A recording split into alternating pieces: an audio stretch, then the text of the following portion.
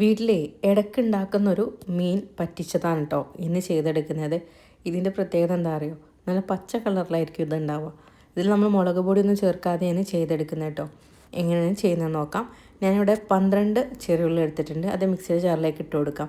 പിന്നെ നമുക്ക് വേണ്ടത് പച്ചമുളകാണ്. അത് ഞാൻ ഏകദേശം ഒരു 8 എടുത്തിട്ടുണ്ട് കേട്ടോ. ഇതിൽ വേറെ മുളക് പൊടി ചേർക്കുന്നില്ല എന്ന് പറഞ്ഞല്ലോ, അതുകൊണ്ട് പച്ചമുളക് നമുക്ക് അത്യാവശ്യം വേണം. അതുപോലെ തന്നെ ഒരു 2 തക്കാളി ഞാൻ ചേർക്കുന്നുണ്ട് കേട്ടോ. ഇനി നമുക്കിതിലേക്ക് കറിവേപ്പിലയാണ് വേണ്ടത്. അത് 2-3 തണ്ടോ നമുക്കിതിലേക്ക് ചേർത്ത് കൊടുത്തതിന് ശേഷം ഇത് നമ്മളൊന്ന് അരച്ചെടുക്കണം കേട്ടോ. അപ്പോൾ ഞാനതൊന്ന് അരച്ചെടുത്ത് വരാം കേട്ടോ. ഏത് ചട്ടിയിലാണോ നമ്മൾ മീൻകറി തയ്യാറാക്കുന്നത് അതിലേക്ക് നമ്മൾ ഈ ചതച്ച മിക്സ് അങ്ങ് ഇട്ട് കൊടുക്കാം കേട്ടോ. നമുക്കിതിലേക്ക് ഉലുവ ചേർത്ത് കൊടുക്കാം. ഒരു ടീസ്പൂണാണ് ഞാൻ ചേർത്തേക്കുന്നത്.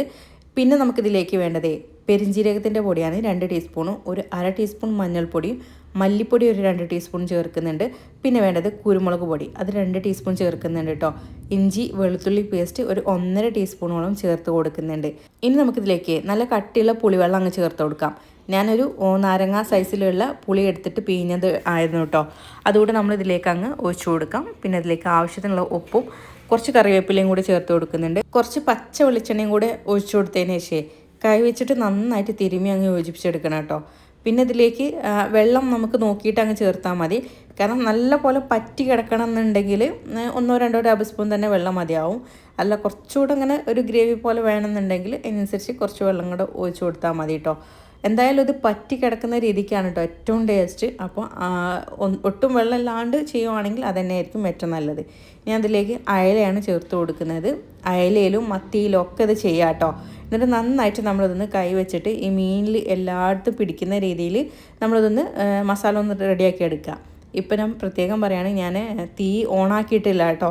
ഇതെല്ലാം കഴിഞ്ഞതിന് ശേഷമാണ് നമ്മൾ തീ ഓണാക്കുന്നത്.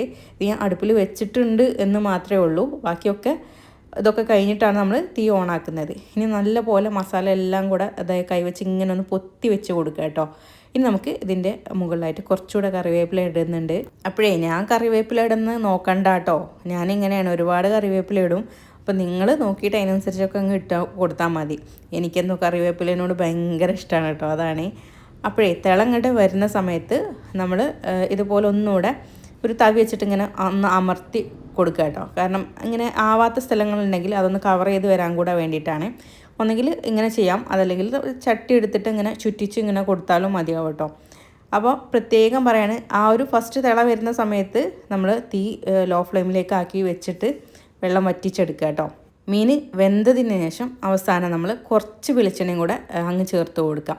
എന്നിട്ട് അങ്ങ് ഈ ഒരു ചട്ടി എടുത്തിട്ട് ഒന്ന് ചുറ്റിച്ച് കൊടുത്താൽ സംഭവം റെഡി കേട്ടോ. അപ്പോൾ ഇഷ്ടപ്പെടുന്നവർ ഒന്ന് ഉണ്ടാക്കി നോക്കുക. ഇഷ്ടപ്പെട്ടാൽ ഷെയർ ചെയ്യാൻ മറക്കണ്ട. Thanks for watching.